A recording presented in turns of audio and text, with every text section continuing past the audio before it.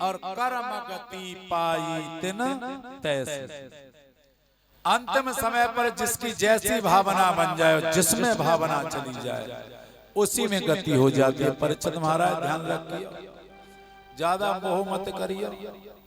हाँ, क्योंकि अंतिम समय पर अगर गाय के बछड़े में मोह चला गया तो समझ लो गाय को बछड़ा ही बनना पड़ेगा। और ज्यादा नाती बेटा में मोह अगर मन चला गया ना, तो समझ ले भाई घर का कोई सदस्य बन करके आओगे। और ज्यादा ही विशेष मोह है वो तो समझ लिया दो योनि हो रहे हैं, एक कुकर की है और एक सर्प की है। सर्प भी बनना पड़ेगा, कुत्ता भी बनना पड़ेगा। ज्यादा मोह करोगे तो, क्योंकि मोह सकल व्याधि न कर मूला। सारी व्याधियों की व्याधि क्या है? मोह।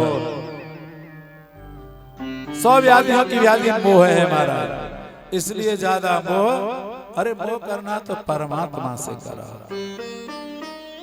आज स्वामी सुखदेव जी महाराज दर्शन करा रहे हैं राजर्षि परीक्षित के लिए।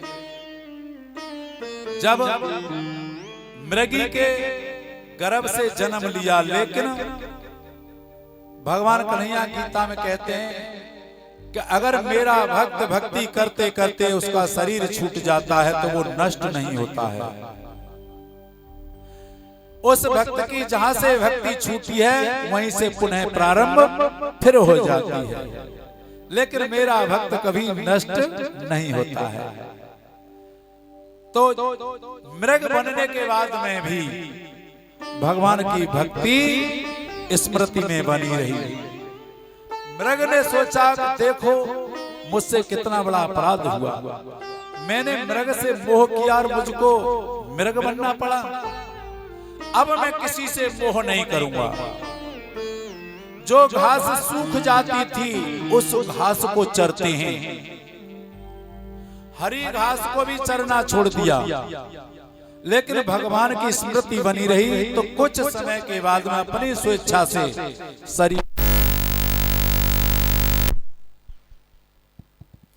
मृग शरीर को भी छोड़ दिया है। और मृग शरीर को छोड़ करके एक अग्निहोत्र ब्राह्मण के यहां पुनः उनका जन्म हुआ। और भगवान की ऐसी कृपा हुई, फिर भी उनका नाम भरत ही रखा गया। लेकिन 6 भाई थे, उनमें सबसे छोटे हैं, लेकिन इनको याद फिर भी है कि मैंने मोह किया था मृग के बच्चे से, तो मुझको मृग बनना पड़ा। अब मैं किसी से मोह नहीं करूंगा। तो वो किसी से बोलते नहीं हैं। कोई भोजन दे देता है तो पा लेते हैं, किसी से कुछ नहीं कहते हैं। भरत जी, उनके पिताजी ने कहा, अरे पुत्र भरत, तुम गायत्री मंत्र याद कर लो। तो पिताजी रटाते हैं, ओम भूर्भुवस्सुः तत्सवितुर्वरेण्यं भर्गो देवस्य धीमहि धियो यो नः प्रचोदयात्। कि पुत्र इस मंत्र को रट लो। अब भरत जी सोचते हैं, यदि मैंने इस मंत्र को रट लिया और पिताजी को सुना दिया तो कल को कहेंगे कि स्वस्ति वाचन सीख लो। फिर पिताजी कहेंगे कि स्वस्ति वाचन सीख लो। जब स्वस्ति वाचन सीख जाऊंगा तो फिर कहेंगे कि चलो सत्यनारायण की कथा सीख लो। जब सत्यनारायण की कथा सीख जाऊंगा तो फिर कहेंगे कि सत्यनारायण की कथा क्या हो। और मैं तो इस चपड़े में फिर पड़ जाऊंगा। तो उन्होंने सोचा कि मैं कुछ याद ही नहीं करूंगा। पिताजी ने पूछा, पुत्र गायत्री मंत्र रट लिया, सुनाओ। तो भो भो भो भो भो भो भो भो करके सोई शांत हो जाते हैं। उन्होंने एक भी मंत्र पिताजी को नहीं सुनाया। तो पिताजी ने कहा, ये तो बिल्कुल ही जड़ है, बिल्कुल ही मूर्ख है।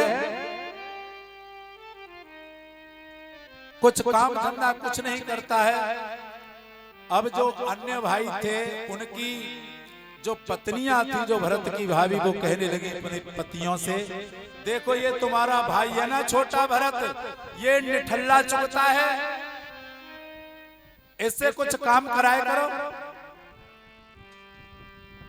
तो भाइयों ने कहा कि भरत तू खेतों की रखवाली के लिए खेतों पर चला जा। अब भरत जी खेतों की रखवाली करने के लिए भेज दिए महाराज, और खेतों की रखवाली करने लगे। अब सोचने लगे बहुत सारी चिड़ियां आई खेत में चुगने के लिए। अब जब चिड़ियों की तरफ देखा भरत जी ने, अब तो भरत जी सोचने लगे, हे भगवान तेरी कैसी लीला है, कितनी सुंदर सुंदर चिड़ियां हैं, क्या रंग हैं, क्या रूप हैं, क्या श्रृंगार बनाया है, और कैसी मीठी बोली बोल रही हैं चिड़ियां।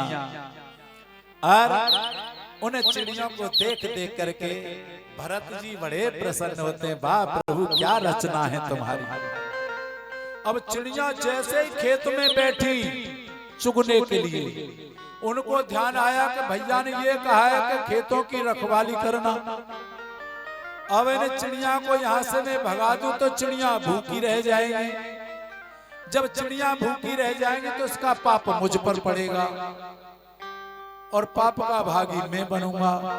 तो फिर क्या करें कि जिधर खेत था उधर तो पीठ कर ली, और दूसरी तरफ मुंह करके बैठ गए, भगवान का भजन करने लगे और कहने लगे, अरे राम की चिड़ैया और राम कोई खेत।